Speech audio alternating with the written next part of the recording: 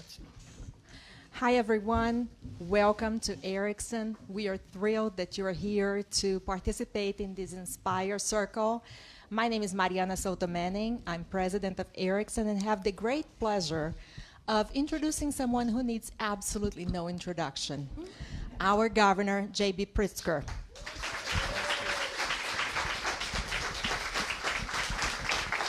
I will say, though, that J.B. Pritzker has been absolutely a champion for early childhood education. And the Smart Start Illinois budget is a one-of-a-kind, a model for the country. So as we think about equity, diversity, inclusion, as we think about doing better and making Illinois the best state to raise a child, we cannot disassociate that from Governor J.B. Pritzker. Thank you. Thank you very much. Thank you so much, Mariana, and thank you for your leadership, for your kind introduction. It's great to see everybody here today. I know we're a room full of the choir preaching to the choir, but it feels very warm to be in this room with all of you. So I want to say, to Ericsson Institute, to my friend, the first Deputy Chief of Staff for Mayor Johnson.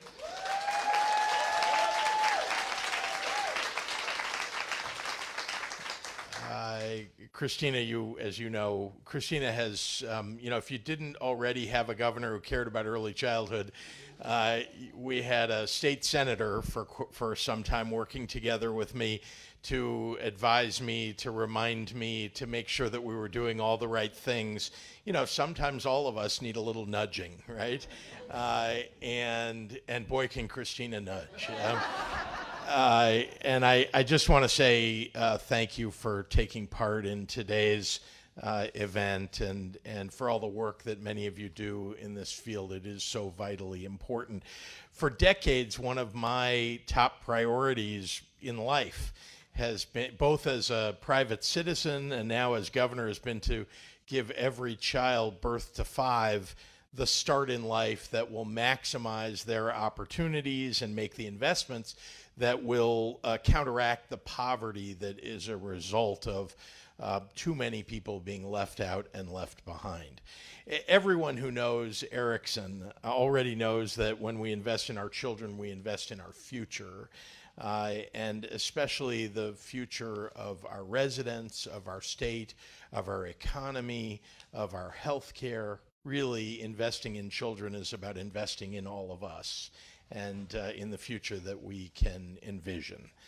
So it probably is no surprise to many of you that I launched Smart Start Illinois. It's something that I've dreamed of for some time now. It's intended to be a seminal advancement in birth to 5 education and care in Illinois.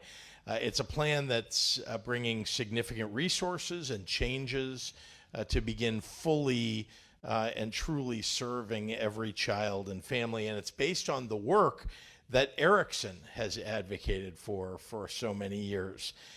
So in some ways, Smart Start isn't quite the right title for it. It might just be the Ericsson program.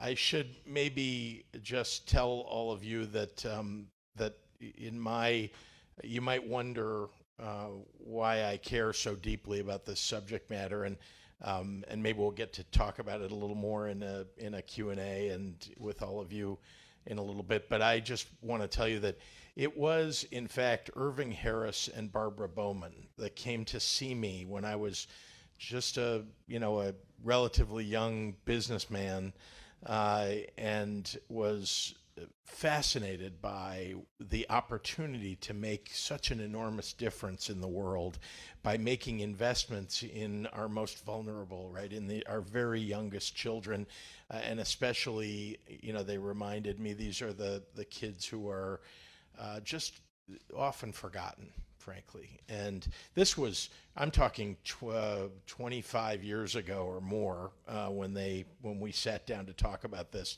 So it's serendipity maybe that my first big moment after we passed Smart Start Illinois and I was able to sign it. I'm here at Erickson, which is so tied to Irving Harris and Barbara Bowman.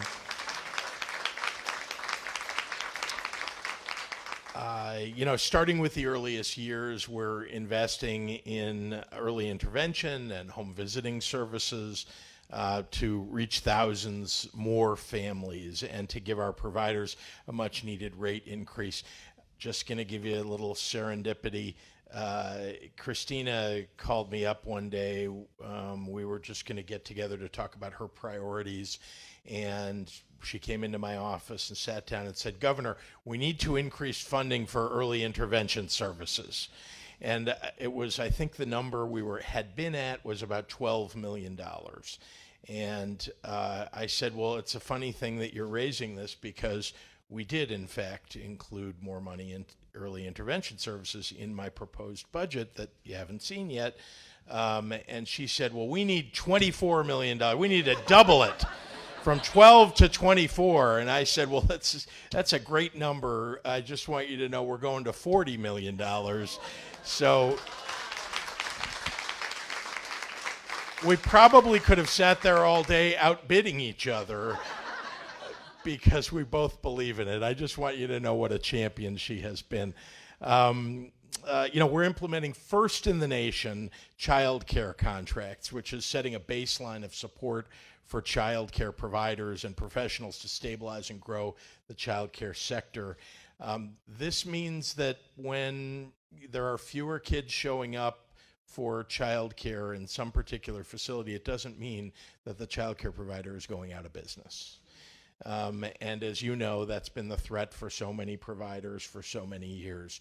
We're stabilizing the industry and making sure that we're setting a baseline that will help us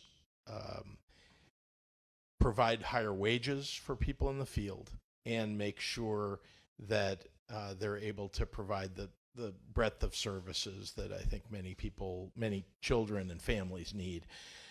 We're also eliminating preschool deserts and working toward every child, every family in Illinois having preschool available to them over the next 4 years. We all talked about preschool for all. There have been a variety of, I think it's so interesting in our field that we talk about each of the programs as if they're individual things. They're all incremental changes toward the goal that we're actually trying to achieve here, which is essentially universal preschool in Illinois. And that's what we're aiming at over the next 4 years, really and truly. You can call, people have said preschool for all, and we didn't quite get there. Smart Start is an expansion and extension of everything that we've got already to take us to a point where no child will be without preschool if their parents want them to go to preschool. The goal of Smart Start is to make to give every child what they need. Now, but broadly, I want you to know that, at least as governor, I'm trying to make Illinois the best state in the nation to raise young children. I made that my goal when I first became governor. I announced it. We've been making lots of changes incrementally in so many different areas, and this is all with budget problems that we faced when I first came into office. But now, with all the advancements that we've made, we really are, in my view, raising our profile as the place to raise young children. It's what our parents, it's what our educators, it's what our children deserve. So before I turn it over, I want to just make special recognition of someone I mentioned a moment ago, but she really is a personal hero of mine, and that's Barbara Bowman.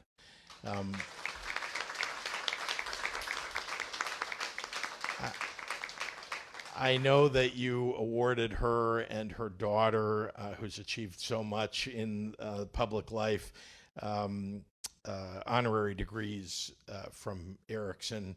Someday I hope to earn an honorary degree. But I just want you to know that, first of all, I want to congratulate them and congratulate you because, recognizing champions, being there to lift up the people who preceded us, in this work and who set the stage for us to make success. So whatever we're doing now is we're literally standing on the shoulders of these folks that I have mentioned, Barbara and Irving Harris and others, and many of you in this room. So I don't think this is about me or about this current government. It's really about making the progress that we all know we need to make. So with that, I'm happy to turn it over to the two of you, Mariana and Christina, and we can continue our program. All right.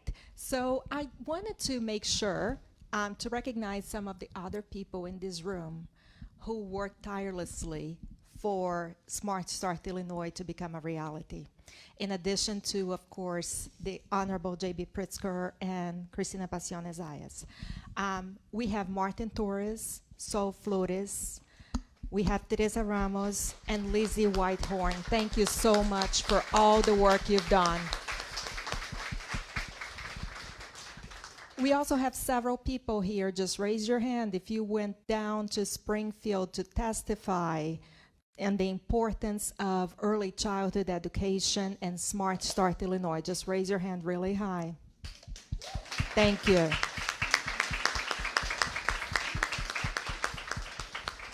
The Inspire Circle is a circle, a conversation to inspire change and to inspire equity for young children, to make sure that the vision of a better future is a collective one and that we're acting toward that vision, toward that North Star. So it is, of course, very apropos that the very first Inspire Circle features Governor J.B. Pritzker and first Deputy Chief of Staff of Mayor Brandon Johnson, Cristina Pasiones-Zayas.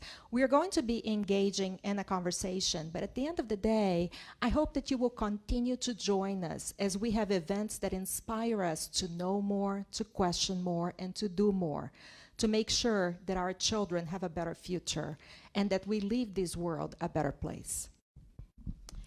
All right. So building on the theme of inspiration, I think what's always really important in these kinds of conversations is understanding our why. You know, why do we do this work? What keeps us going? I think about part of the reason why early intervention for me was really important because my son benefited from it. I can really speak to and attest to the impact that it makes in terms of his learning trajectory and how he is going to continue to develop. So, you know, Governor, with your priorities, you've obviously demonstrated a deep commitment and passion for early in childhood. What inspired this focus on improving access and quality in programs and resources for young children? Well, we talked a little earlier about the just having Irving Harris and Barbara Bowman make a pitch is a pretty inspiring thing. But I take it back even further than that. I mean, when you think about how you're going to affect public policy in a positive way, make people's lives better, right? And all the ways in which we can do that, and so many people we know are engaged in other ways of accomplishing that, right? Whether it's educating people who are in prison and going to be returning to their communities, whether it's becoming a teacher, whether it's becoming a healthcare professional and working in a clinic providing free healthcare for people. Whatever, there are so many ways that people can do public service and in which we can lift people up. But when I look at the early childhood field, I see all of those things wrapped up in just looking at everything in 0 to 5. Whatever we can do to invest in our very youngest children. And one of the proof points, I was in business, you look at a lot of numbers and everything's quantitative in many ways in business. And so there's a ton of proof in the early childhood arena for people to look at and get engaged in. And I was so taken with that proof, with the longitudinal studies, the outcomes that had been measured, and then the work of Jim Heckman at the University of Chicago. And I thought, you know what I want to do? I want to take all that information and go convince and forgive me for being partisan for a second, Republicans, because I think Democrats start out, with an inclination to believe that investing in healthcare and education and nutrition and, for young children, I think start out thinking that's the right thing to do. I think many Republicans think, why are we spending so much money in these arenas? I need proof that something is making the difference before I'll put a dollar toward it. So the proof was there. And so I felt like I'm a business person who believes in this, and we have the proof. Let's go convince people. So I have traveled the country before I was governor and met with business people and governors and legislators in other states. I'm talking about Utah and Oklahoma and places where there are not many Democrats, or at least Democrats alone can't get the job done. And with a belief that these are states that didn't have any investments in early childhood. It was all philanthropic. And so with a belief that if you showed them the data, that you could move people to the right position. And I have to say, it worked. I mean, I'm not saying I'm personally responsible, but you've seen it, those of you who've been doing this for 20 years. You've seen the change, right? Early education was not viewed as the high priority then that it is now. It really wasn't. And the battle was about K-12 education and university education, how much money we're going to put into those things. And early childhood in many places was just thought of as, well, those are, the child is in a bassinet. Why do we need to pay any attention? Parents will deal with that.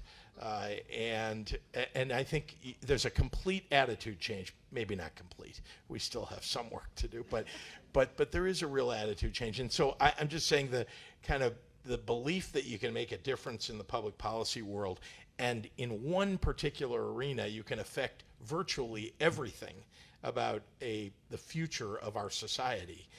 That was highly attractive to me. Yeah, no, I think about, when we constructed the subject matter hearings and how, I really tried to design it with the collaboration of so many folks in your administration and also here at Erickson as like a master class on early childhood. And it was interesting because people were really taken aback by, the arguments from the economic standpoint, from the academic outcome standpoint, from the social emotional standpoint, so much that I call them sticky facts. People started to speak about those facts in their conversations amongst each other. And so that was super indicative of how important, how compelling, the case is. Because we're here in Erickson, and we always talk about the importance of relationships, and that's, really the crux of this type of work. And, Smart Start makes investments in the entire continuum from 0 to 5, but not just in infants and toddlers and young children, but it's also in supporting our workforce and parents. And so, with your focus and the investments too that your family foundation has made, especially in mental health services, for example, here at Erickson Center for Children and Families, what are the visible impacts that parents and early childhood providers can expect in this next fiscal year? Concretely, what difference is it going to make? Funny you should ask, because I asked our new deputy leader of Human Services, of our Department of Human Services, who was leading the early childhood division, exactly that question in a meeting yesterday, in which, because we all know what the outcomes are that we want, right? The question is, okay, when are we going to hit which milestones? And so you're right to ask the question, and what are people going to see? So I want to just start by, I think any of us who've been doing this for however many years knows that that when you start to move in a certain direction, with all the levers of government that need to be changed and all of the providers that are out there and the information flow that needs to take place, things do not move as quickly as any of us would like. But if there is pressure and pushing and an aggressive posture toward getting to the goal, I think we can make it faster than the bureaucracy, let's say, would generally move. And so let me start by saying some things you'll see big changes over the next year. We're putting dollars into all of these arenas that I just talked about, but some things take dollars up front to create capacity so that you can have the ability to do it the following year. And by the way, in the following years too, not just 1 year later, everything's going to change and we fixed it all. So it's building capacity, and any of us been doing it, and I think everybody in this room knows that capacity in the early childhood field means more than just how much space do you have. It's not just how many classrooms are available, or or how many homes are there that you can visit at any given moment. But do we have the trained professionals? Do we have the training that exists? Can people afford the training? Is the pay good enough to retain people in the field? These are all very hard problems to solve. And they've been around since I've been doing this, and they're still here. These same problems. We're not paying people enough. We don't have the physical capacity everywhere that you need it. We have deserts. So I guess I'm pointing out over the next year what you're going to see is, first you're going to see child care providers are going to be contracted with the state, which has never happened before, and they're going to receive payments that they weren't receiving before just for being in existence, just for having their facility available. And then on top of that, obviously child care assistance, which is something I believe so much in and began to change and advance the first year I came into office. And then COVID hit, which is so distressing. If you're just looking at the numbers of kids you want to have, parents who need child care, right? That we were at, I think I was trying to cite these numbers yesterday, but we were, let's say, at 120,000 people who were receiving child care assistance in 2019. And I said, okay, great, we need to get to 160,000 and 200,000, and we need to cover people who are not just at 185% of federal poverty level, but 225%, 250, and 300%, and maybe have a sliding scale of support. Anyway, thinking through all of that, and then 2020 hits, and we have to, unfortunately, a lot of changes took place. Now we're trying to build back up. So what changes will you see next year? Stability, right? And that's something we haven't seen before. We had dollars come in from ARPA and other sources during COVID, but that's not stable money. That's one-time emergency support. This is stability going forward. So that's a big change. And then the second thing is that we're going to have 5,000 more slots available for preschoolers in the state, and that's just the beginning of getting to the goal of every child having preschool available. So you'll begin to see those changes, and people in the field, I think already, I'm talking about providers, are out there feeling, I don't know how many providers there are that might be in the room today, but if you're not, you're talking to providers, and I think they're already feeling the buoying and uplifting. Thank you. Now to kind of like pivot to the other population that we know is going to impact or be impacted by these investments. Mariana, you've often, touted what we know, right? Investing early is the best time to invest. So can you talk a little bit about what these investments concretely will mean in the lives of infants and young children? Absolutely. Thank you for the question. And it's wonderful to get to share these with you. I did get the opportunity to share with the bipartisan committee in Springfield. And it was surprising to many of them that birth to 5 is a critical time for brain development. We know that, but what does that mean? 90% of the brain is formed by age 5. 90%. And at the age of birth, an infant's brain is about 1/4 of the size of an adult brain, but they already have 86 billion brain cells, neurons, all the neurons that we'll ever have. And part of that is if we do not stimulate the growth of those connections, there is pruning that happens. So, for example, when young children are starting to learn languages, they're able to speak languages without accents of other languages. So you can tell that I learned how to speak English after I was 5 because my Portuguese bleeds into my English. So that's just one example, but there are many others.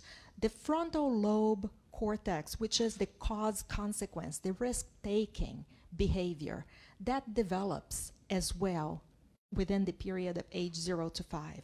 So when we ask teenagers, youth, what is the consequence that this action will inflict? If their brain has not developed during the ages of 0 to 5, they're not able to make the cause-consequence to really assess the situation. So it's really, really important. And from 3 to 15 months, neuron connections, which are called synapses, really form at a rate of 40,000 per second. That's the highest, and it goes down from there. So you can see that by age 3, the synaptic connections have grown to 100 trillion. And if by age 3, all we think about is, oh, they just need to be watched, we're actually compromising their brain development. Oftentimes we talk about how early childhood or early care and education are not brain science. Actually, it is. It is the cultivation of synapses, of connections. And these really decline as we age. Now, of course, that leads to better outcomes in schooling. There has been a study that was, a meta-study that was issued pretty recently in 2023 that shows that children who experience optimal brain development do a lot better in terms of literacy development. We know how literacy development is important in terms of school success. So the cognitive development is there as well. And preschool programs are often providing great exposure to language, not just language acquisition, but language use. And so we need to make sure that young children have quality early education, that they are having the support so that they can become fluent talkers, fluent readers.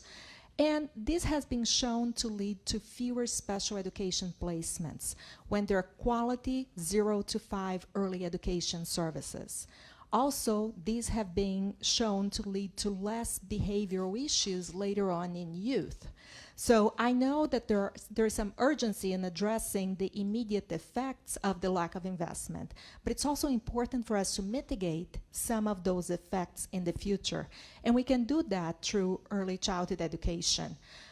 There are better outcomes for children and families. I know that from the business community, and when I was testifying, I was talking about just the wages lost by the lack of quality care.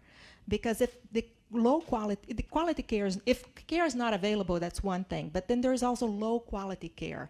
And I know that Smart Start Illinois is very intent in making sure that preschool is of high quality. When there is low quality care, there can be harms, psychological, emotional, social harms that are inflicted. And so we want to make sure that that high quality care is there so that parents are not taking off from work, so that they're productive, so that they know that their kids are well. You know that if your child is well, you're going to be more engaged in the work. So there is a huge wage gap that's caused by the lack of investments. There is also a tax gap, and I know that in Springfield, I talked about the national, and you calculated the state, and it was really devastating. I think that was one of those sticky facts that senators were thinking about, wow, we're losing all of these taxes by not having child care and not having early childhood education. So it really improves parental employment, success, and their career trajectories. And we have shown that what happens is when parents have child care that's of quality, their wages boost 1.3 to 1.5% higher than parents who do not.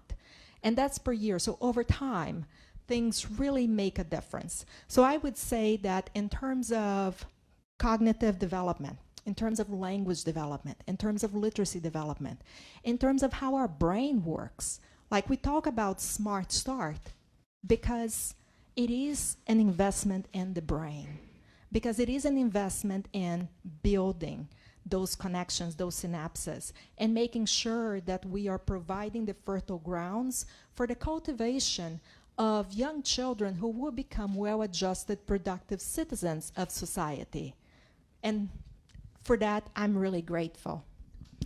Thank you. Yes, let's give it up. We got the Cliff Notes version of the master class right here. You know, Governor, we're obviously with the choir, room full of supporters and advocates and professionals in the space. I'm thinking about this from an organizer standpoint, right? Smart Start is a 4-year plan. Essentially, the organizer in me is like, oh, it's a campaign, you know, like it really is. And you've obviously been putting early childhood on the map for governors because of your championing. How do we sustain the momentum? What can we got to give the call to action. What is the call to action with our choir here so that we can continue to support over the next 4 years?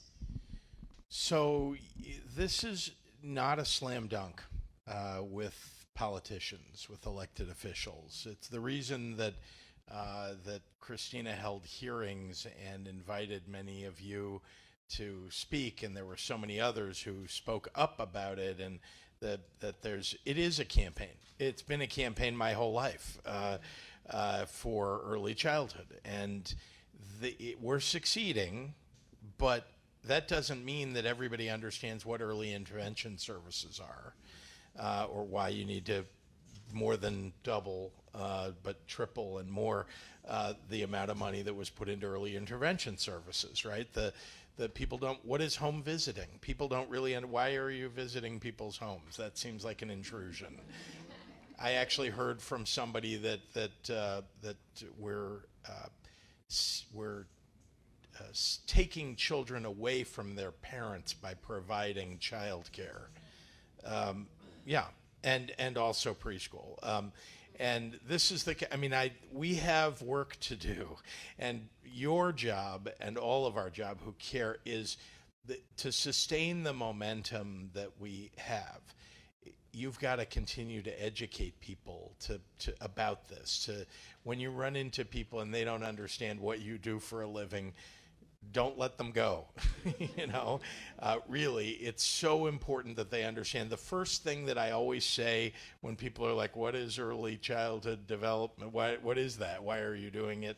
The answer is, the first answer I give is the one that Mariana gave, which is 90% of brain development occurs before the age of 5. So, right there, if you're you can, I love that there used to be, I don't know if people still use it, the brain scans, right, where you could show a child who'd been through trauma and hadn't been given early childhood services, and a child who had received services, and you could just visually see it. Those are the simple things, and then the very, very easy stats that come out of the Abecedarian study and the Perry preschool studies, and which show that over a longitudinal 40 years, now I think we're at 60 years, what the impact is for children who actually get an good early childhood education or get early childhood services. And those simple things that they're, and I don't remember all of the stats right now because I was doing it daily many years ago, but now so many other things swimming around my brain. But that they're, kids are 70% less likely to end up in prison. 60% more likely to end up graduating from high school. You could all these stats, and I had about 7 of them that I would just rattle off to people.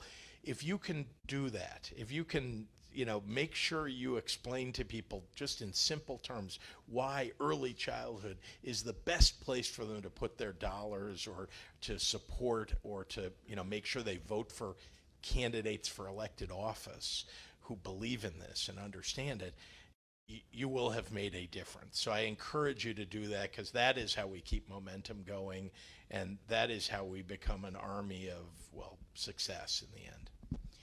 Thank you. question for Mariana, because obviously Erickson's going to play a role in this too. You know, what do you envision Erickson's role in supporting and advancing Smart Start in Illinois and beyond?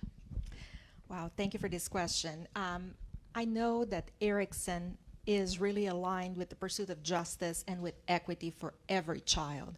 So one of the first things that we have done is we, with the support of the state, have been able to launch the first triple certification program for early childhood teachers. You may be asking, what does that mean?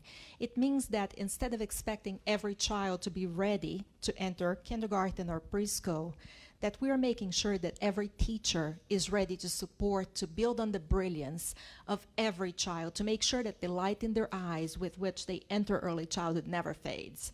So our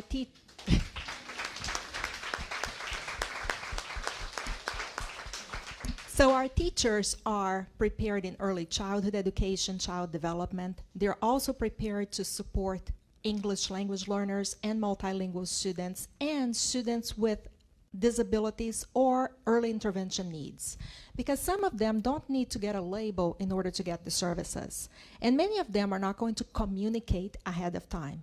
So teachers need to be prepared and attuned to the needs of every child, and that's how we are going to succeed, to make sure that every child in the state of Illinois has professionals who are going to build on their strengths, to understand the science behind it, and to know that it's their responsibility to make sure that every single child in the classroom, their families and communities are affected.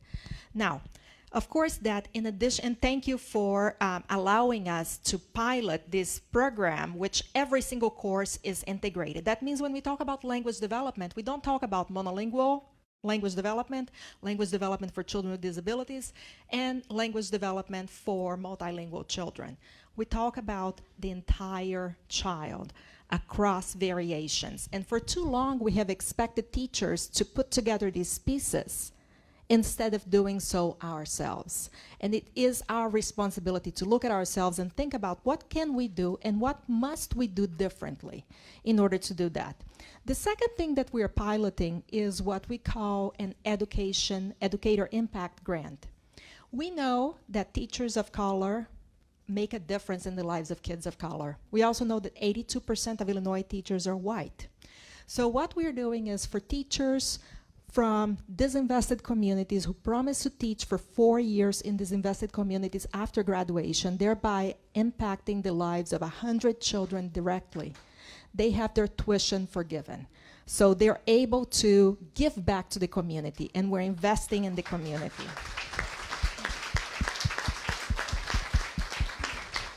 And that is based on long-term studies that show that when a child has two black teachers, a black child has two black teachers before the end of their early childhood years, they're 39% more likely to enroll in college. And there are specific stats related to behavior, to health, to adjustment, and all of that. At the end of the day, we want to make sure that every child has their academic needs, their social-emotional needs, and their mental health needs met. And one of the other things that we are doing is we're developing a school-based model where mental health providers are going into schools and working with teachers so that teachers know before crisis happens what steps, what signs need to be in place. We are also working with administrators, with community leaders, and providing direct therapy to children. Because when we think about children, every single life is a dream. And so we want to make sure that in schools and mental health, we are serving as dream keepers. Awesome. Okay. I'm going to wrap us. We've got, because you all were both so fabulous in your responses, a lot of the questions that came from the audience have already kind of been integrated. But there are two outstanding ones, Governor. One is just a technical, Head Start. Where does Head Start fit into Smart Start? And then the other one is kind of building on what Mariana was saying in terms of what's your dream for every child in Illinois? Well, the technical question about Head Start isn't really all that technical an answer. As you know, so when I came into office, I mean, and I'm not suggesting that we've fixed all of this. yet, but the funding streams are just all over the place in early childhood, right? I mean, even just taking any one level of government, let alone the fact that you have multiple levels of government funding early childhood in different ways with different rules and different applications, and right, all the heads are nodding in the room, that that those funding streams unfortunately still remain in these separate silos. But I put together and some of you served on it, the Early Childhood Funding Commission for the state of Illinois, so that we could get everybody around the same table to determine how do we organize this so that it is no longer chaos for every provider out there, or everybody who cares about this field, who's applying for various kinds of grants, because we're putting together Head Start money with Preschool for All money, with all the various other programs that exist in order to pay for a single child, at least in a quality program. And that's, unfortunately, I'm not going to be able to tell the feds what to do, and I can suggest what local governments and counties should do. I can only control what the state of Illinois, maybe control, I say that. Former legislator over here. But there's a lot that we can do anyway from the governor's office to make sure the state is getting its act together and organizing. But the point is, what we're trying to do in the end is make sure that as difficult as it is for all of us, that when a parent shows up with a child or a caregiver shows up with a child, right, that child is served. And so that we're still working on how to organize and deliver all of that. That is part of the effort that we have been making in planning over the last couple of years, and will be working on implementing over the next couple of years. But I guess I would say I can't change the rules for Head Start, but I can help organize the way we deliver those together with other grants. And then broadly, what's my view and hope for every child in Illinois? And I don't want to sound too pablum or like this is a political speech. It's not. I believe education and the start that you get and the launch that you get is the most important thing we can do for the future. Yes, we've got to build roads, and we've got to invest in the buildings for education, and we've got all those other things. But the education itself, the start that kids get, healthcare, education, nutrition, those basic fundamentals, right, are the things that we should be investing in.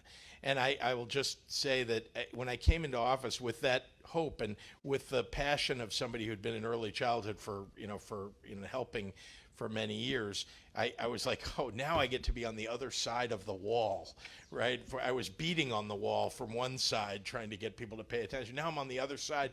Boy, we're going to make a bunch of changes. I showed up in office and the cupboards were bare in Illinois.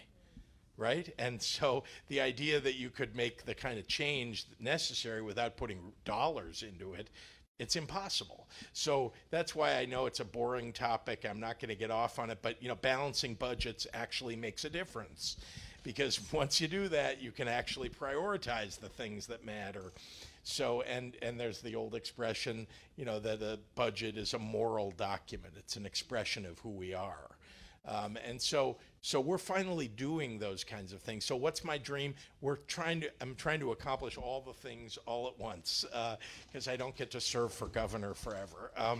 And so what are those things? Well, starting with early childhood, this is the most important thing. It just is the most important thing. K-12 education, we've put almost $2 billion more into K-12 education than before I became governor. And we're trying to make fundamental changes that really lift up schools all across the state, through the evidence-based funding model in K-12 education. And then importantly, kids, you should be able to go to college and afford to go to college and not get strapped with debt for the rest of your life. So we have this program called monetary award program in Illinois, which nobody even understands what those words, we have college scholarships for everybody. And but when I came in, we were meeting them out only first come, first serve. So however many people applied didn't matter. We could only serve because there was only a certain allocation of money. The kids, the first 3/4 of the kids. And the other quarter was, sorry, you'll have to try again another year.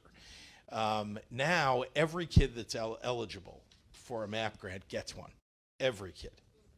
And we increased funding for college scholarships and college affordability from $400 million from the state to now $700 million from the state. And then I'll point to my partner in crime over here. What's that? Partner in peace. In Illinois, you don't want to say partner in crime when you're in public, especially when you're governor. I'm going to digress and just tell you that when I took my son and my wife and daughter into the governor's mansion when I was governor-elect, I hadn't been sworn in yet, and on the first floor of the governor, I'd never been there before, and so we're like touring, we're going to move in here. And on the first floor, there's sort of a museum, and in it, there's a book that has the pages of pictures of all the governors from the beginning to now. And the latest page was open, and I said to my 14-year-old, Donnie, come over here, I want to show you something.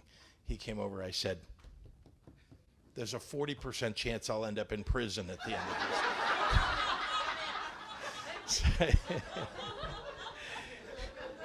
this.